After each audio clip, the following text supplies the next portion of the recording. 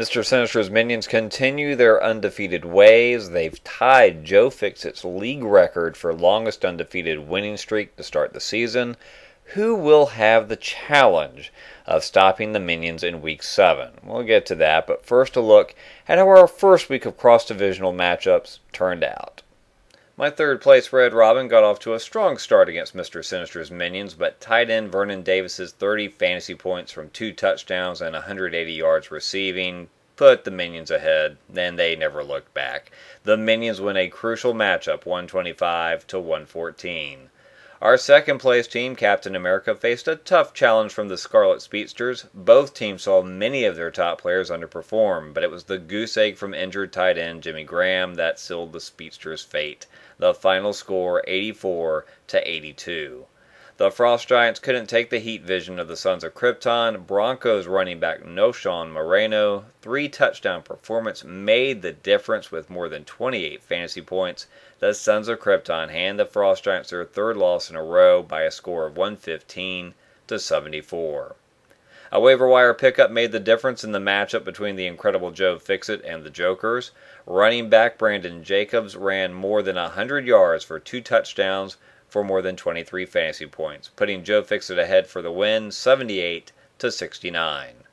The Avengers took the lead early against the Gotham Knights thanks to wide receiver Vincent Jackson, who delivered his best performance in weeks for more than 23 fantasy points. The final, Avengers win, 103-90.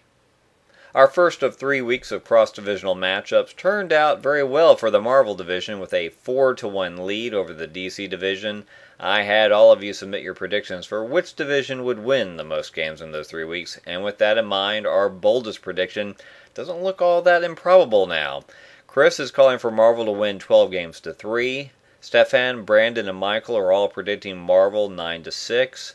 Liam has the most conservative prediction for Marvel with 8-7. Clearly a lot of division loyalty at work here, with everyone calling for their own division to get the ultimate win. With that in mind, Shane and I have predictions for a DC victory with 8-7. Scott, Nick, and Jeffrey will be hoping for a big DC comeback in the next 2 weeks, calling for DC to win 9-6, but that's not looking all that likely at this point. Turning to our top 3, despite my second loss of the season, Red Robin hangs on to third place. Captain America's narrow victory keeps him in second, and the undefeated Minions hold on to first place and tie Joe Fixit's league record for best undefeated start to a season.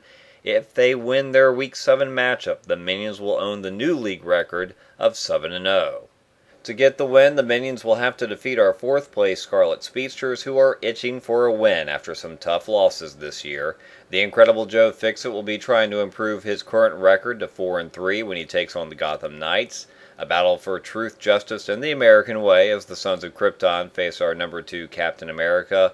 Red Robin will take on the Avengers, and 2 teams which have struggled this year will face each other, the Jokers and the Frost Giants. Before I go, a quick update on one of our Week 5 matchups. A pair of stat corrections actually changed the score for one of those matchups in Week 5, and in this case, it was enough to even change the winner.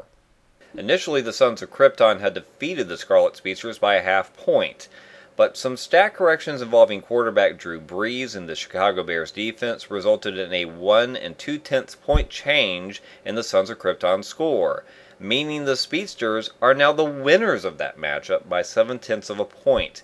It'll be interesting to see if this will have an impact on how things shake out at the end of the season. For now, things aren't looking too good for the DC division this season. We'll see if things improve in the second week of our cross-divisional matchups.